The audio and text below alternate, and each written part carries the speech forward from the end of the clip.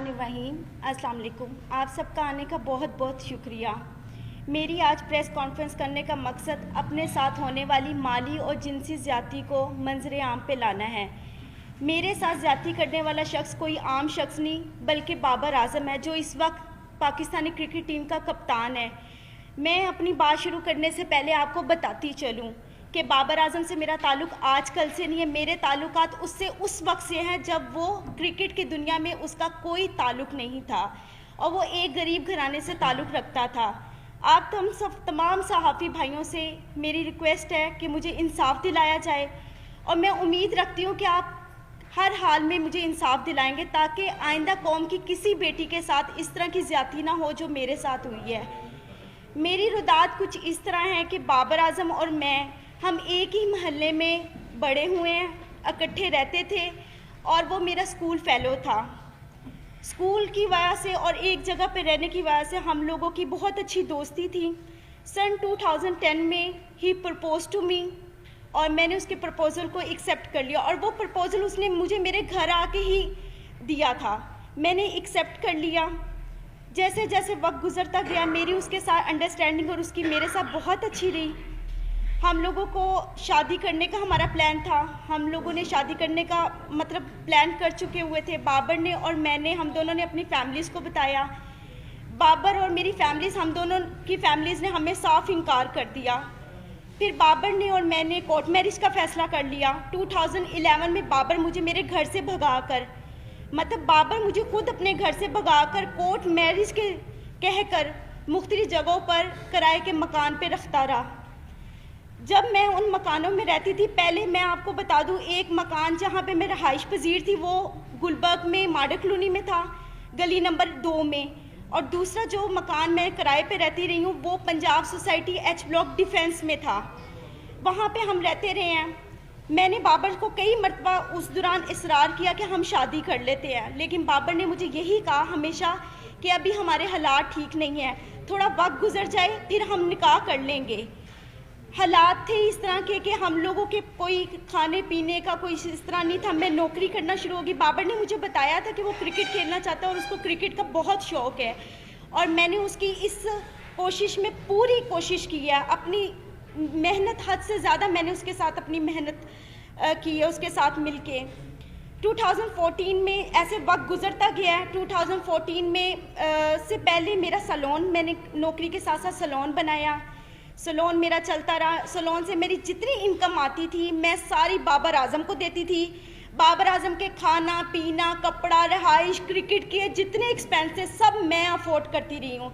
जब वो out of city जाता था वहाँ के जितने एक्सपेंस थे पीसीबी के अलावा वो भी मैं सब उसके अफोर्ड करती रही हूँ। 2014 में जैसे ही पाकिस्तानी टीम में उसका नाम आया, एकदम उसका रवैया थोड़ा सा मेरे से आस्ता आस्ता तब्दील होना शुरू हो गया था। मुझे नज़र भी आ रहा था, लेकिन मेरे हालात इस तरह के थे कि मैं अपने घर वापस नहीं जा सकती थी, क्योंकि बगावत मैंने भी की थी, बाबर ने भी की थी। फिर 2014 में बाबर आज़म ने मैंने फिर उसको इंसिस्ट किया कि हम लोग शादी करते। उसने कहा अभी शुरुआत है, थोड़ा वक्त गुजार लो, हम आस्ता आस्ता और मज़ीद अपने आप को स्ट्रॉन्ग कर लें, अपने हालात बेहतर कर लें, हम शादी कर लेंगे। वक्त गुजरता गया। 2016 में I was pregnant in 20 weeks. जब मैंने बाबर को बताया, उसका ये खबर सुन के एकदम रवैया इतना अजीब हो गया मेरे साथ, जैसे मैंने कोई गुनाह कर लिया है। मुझे मारा पीटा, काफ़ी मुझे इंसिस्ट किया और मैं उस वक्त बेबस थी बिकॉज मेरे पास तो कोई और ऑप्शन नहीं था। तो बाबर आज़म ने मैं आखिर उसकी इस बात में मैं हामी भर ली। वो मुझे बेगम कोर्ट पे एक it was very congested place जहाँ पे वो मुझे ले गया इस्तिकाते हमल के लिए। उसमें मुलव्वस उसके 2 दोस्त भी थे, एक कज़न था और उसका छोटा भाई भी था, सफ़ीर आज़म, अब्दुल कादिर के बेटे Usman Qadir. He is a eyewitness. वो हमेशा 4 से 5 साल तक, जब तक मैं बाहर रही हूँ, उस्मान कादिर वहाँ पर आते रहे हैं। और उनके एक और नेट प्लेयर थे, जब ये NCA में ड्यूरिंग द क्रिकेट टाइम जो प्रैक्टिस करते थे उसमें नवीद नाम का एक लड़का भी था, वो इस में भी शुमार थे। इन लोगों ने मेरी मर्ज़ी के बगैर मेरे इस्तिकाते हमल करवाया और मुझे यही यकीन दिलाया कि कोई बात नहीं, आप सब्र कर लो, हम जल्दी शादी करेंगे।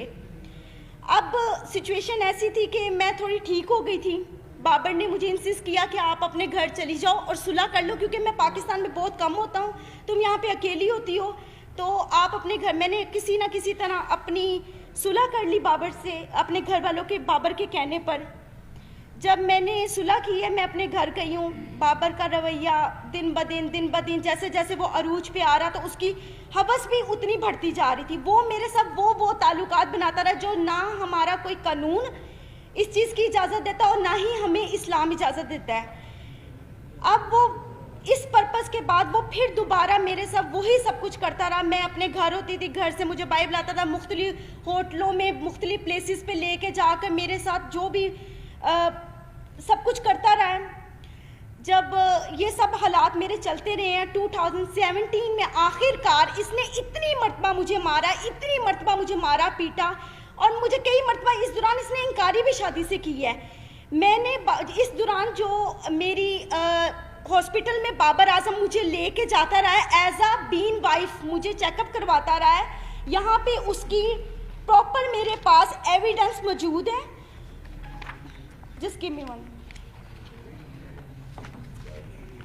ये सब वो एविडेंस है जिस पे मेंशन है कि बाबर आजम मुझे उस हॉस्पिटल में लेकर जाता रहा, क्योंकि मेरा आईडी कार्ड नहीं था और वहाँ पे बाबर आजम की आइडेंटिटी लगती रही थी। ठीक है, ये उस चीज़ के एविडेंस है। ये मुझे वहाँ पर लेके जाता रहा है, सब कुछ करता रहा। बिल आखिर मैंने तंग आके 2017 में 2017 में पुलिस रिपोर्ट की बाबर के खिलाफ, जिसके पर्पस में इसके फैमिलीज ये सब आए हैं। उधर जब हमारे जो ऑफिसर थे जिन्होंने हमें देखा था, उस ऑफिसर ने ये फैसला किया कि आप बाबर को यहाँ पे पेश करें। बाबर पेश नहीं हुआ, लेकिन उसी रात सेम नाइट बाबर ने, जो ऑफिसर मौजूद थे उनके सामने, हमारा मशरूत सुलहनामा पे उसने मुझसे दस्तखत करवाए।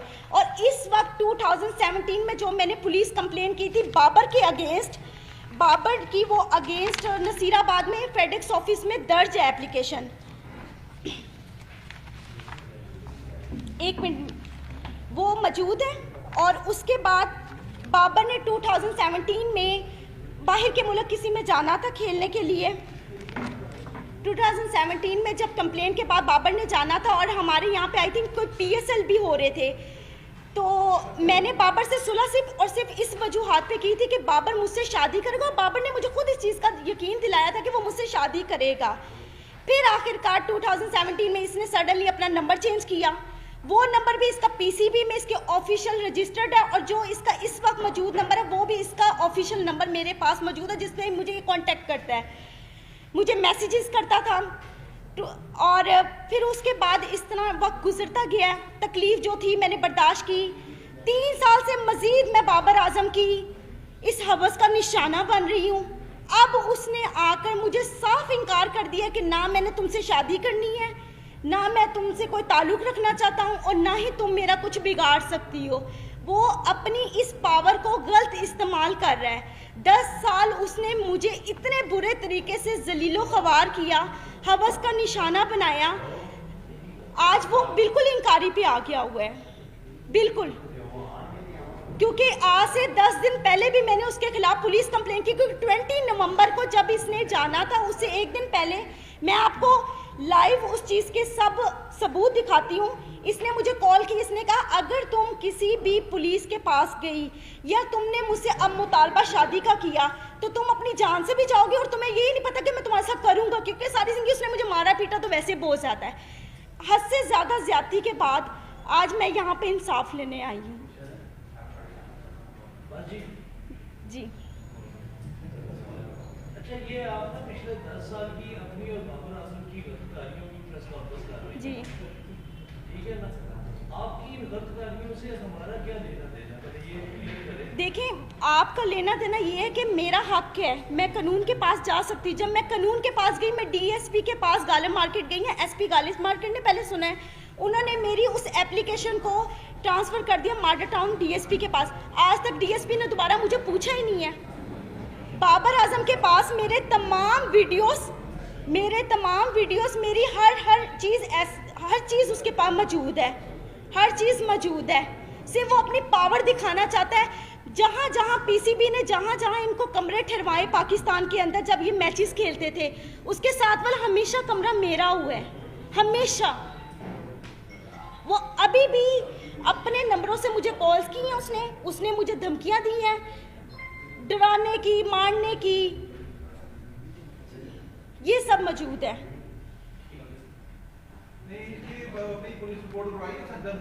जी मैंने करवाई है।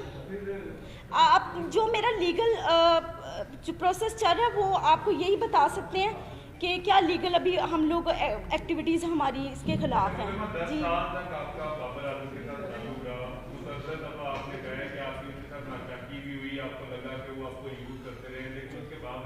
देखिए देखिए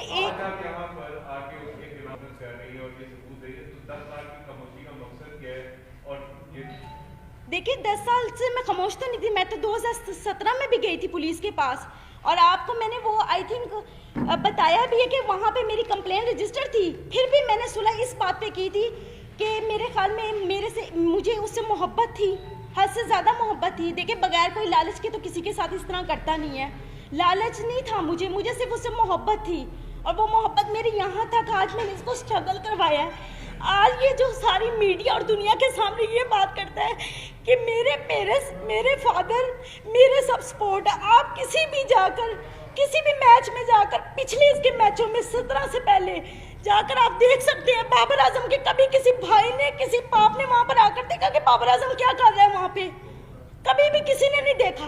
और आज तक 10 सालों में मैं बाबर आजम के एक पैसे की रवादार नहीं हूँ, क्योंकि मैं खुद सेल्फ मेड वूमेन हूँ, खुद कमाने वाली हूँ, क्योंकि मैंने बड़ी मेहनत की है दिन रात इसके पीछे कि ये किसी स्ट्रगल करके इसके किसी मुकाम पे पहुंच जाए।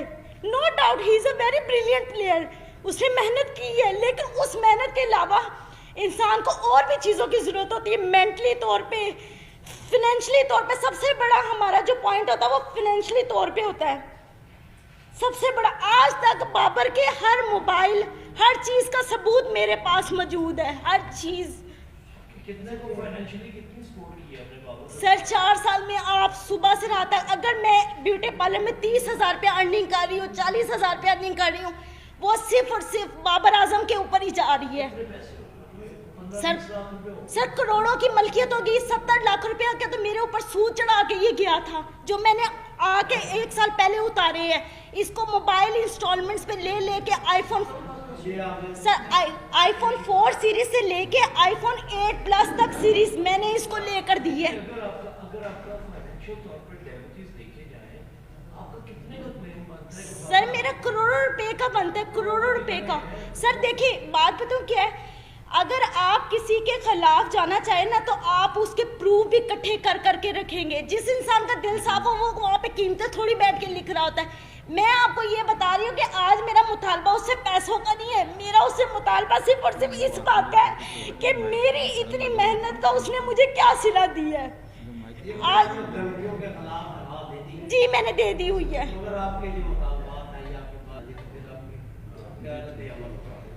वो मुझसे शादी करे,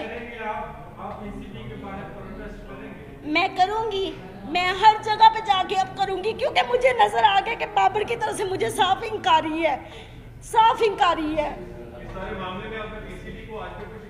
मैंने आज से 1 महीना कंटिन्यूसली पीसीबी के वहाँ पे फ़ोन किए है, मुसलसल फ़ोन करती रही हूँ उनको। जब मैंने ये अपना जो था मैटर बताया, उन्होंने कहा ये हमारे प्लेयर की पर्सनल लाइफ है, हम नहीं डिस्कस करना चाहते।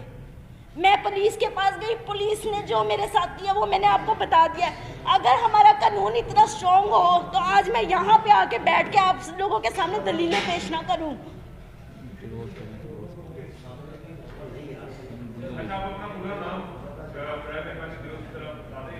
हामिजा जी, हामिजा हामिजा जी, हामिजा। आपकी जो अभी जो मामला हुआ, आपने कहा कि आपकी फैमिली के साथ आपकी सुलह होगी। आज आपके फैमिली के मेंबरान के साथ ताल्लुकात कैसे हैं? क्या आज अपने आप भाई घर में रहती हैं, अपनी फैमिली के पास रहती हैं, या आज? जी मैं अपनी फैमिली के साथ रहती हूँ। मेरी फैमिली इस वक्त मुझे सपोर्ट कर रही है, और तब भी उन्होंने मुझे इंकारी की थी कि ये इस काबिल नहीं है, नहीं ये सब ठीक है, लेकिन अब वो उन्होंने मेरी बात को मानना ही था, क्योंकि मैं इतने सालों बाद घर गई हूँ और वो मेरे रिश्तेदारों को, लोगों को यही बता रहे हैं कि इसकी शादी हो चुकी हुई है। अच्छा, आपके काउंसिल से हमारी रिक्वेस्ट होगी, काइंडली बताइएगा इसका जो केस है उसकी कानूनी टाइप पर क्या जो है वो डेवलपमेंट क्या हो। जी जी मैं बता रहा हूँ जी। इन्होंने 20 नवंबर 2020 को CCPO लॉर्ड साहब को जी अब्दुल समी, इन्होंने 20 नवंबर 2020 को CCPO लॉर्ड साहब को एप्लीकेशन दी है फॉर रजिस्ट्रेशन ऑफ FIR, लेकिन उस पर स्टिल कोई एक्शन नहीं हुआ था, जिसकी बाबत सेशन कोर्ट में for registration of FIR 22A की पिटीशन दायर की गई है, जिसमें 4 दिसंबर के लिए कोर्ट ने कमेंट्स तलब किए हैं मुतलका SHO नसीराबाद से, और एक दूसरी पिटीशन फाइल की है हरासमेंट की जो आबिद रज़ा खान साहब के साथ स्टिल पेंडिंग है, उसमें 5 डेट है, 5 दिसंबर की है, और एक डैमेजेस का सूट फाइल किया है इन्होंने, वो भी पेंडिंग है before court of competent jurisdiction. अभी तक तो स्टिल लीगल जैसे मुद्दे पर नाम है कि काफी दफा शर्तों से निशाना भी बनाते हैं, तो क्या किसी भी एक वाकई का मेडिकल करवाया गया उसके बाद जो मेडिकल हो गया कुछ मौजूद है? ये मेडिकल का मामला नहीं है, ये जो बेसिकली लीगल लैंग्वेज में इसको देखते हैं, ये शादी का झांसा दे के हरामकारी कह लें, वो लफ्ज़ मैं यूज़ नहीं करना चाह रहा, मेरे ज़बान ज़ेब नहीं दे रही। मैं सवाल ये करना चाह रहा हूँ आपसे कि बहुत दफा बाबर आजम ने इनको थप्पड़ मारे, इनके साथ इनके ऊपर तशद्दुद किया, वो इन्होंने जी क्या एक दफा भी किसी तशद्दुद के बाद आप पुलिस वाले के पास? जी मैं गई हूँ 2017 में, मैं गई हूँ 2017 में, मैंने पुलिस के पास जाके। जी जी बताएं सर। जी जी अभी आपने बाकायदा शादी नहीं की? नहीं सर, शादी नहीं, नहीं सर। ये सारा अफेयर का मामला है, जी ठीक है? आपके साथ जो भी ज्यादती हुई जिस तरह से, अब वो एक स्टार है, जी ठीक है? एक बात आपने देखा कि ये रखिए कि स्टार है, स्टार विवास हो गया 2 साल में, वो तो नहीं करेगा, आप प्रेस कॉन्फ्रेंस कर लें, एहतजाज का कोई मसला है जो भी आप वो नहीं करेगा, आपका चुनाव क्या करेगी सर। मैं आइंदा का लाया अमल क्या है अपनी लाइफ का? सर वो तो स्ट्रगल है ही है, जिस तरह ज़िंदगी गुजरी वो तो मैं गुजार रही हूँ, लेकिन इस वक्त मेरा सबसे मेन पॉइंट बाबर आजम को सज़ा दिलवाना है। वो मेरा हक है, वो मुझसे कोई नहीं छीन सकता, वो मेरा हक है। जो ये आज तक वो मेरे साथ करता, क्योंकि वो मुझे इस्तेमाल करता रहा है, सिर्फ और सिर्फ जहाँ से बाजी में मोहब्बत का कह यहाँ तक आज मुझे लेकर आया है। आप चाहते हैं बीजेपी कप्तानी से हटाए बाबर आजम? ऑफ कोर्स हटाए, क्योंकि कोई भी स्टार सिर्फ अपने ग्राउंड में छक्के और चौकों से नहीं बनता, अपने किरदार से और अपनी फितरत से बनता है। ऐसे बंदे का क्या पता कल वो पाकिस्तान को भी बेच दे, ऐसे बंदे का क्या पता है।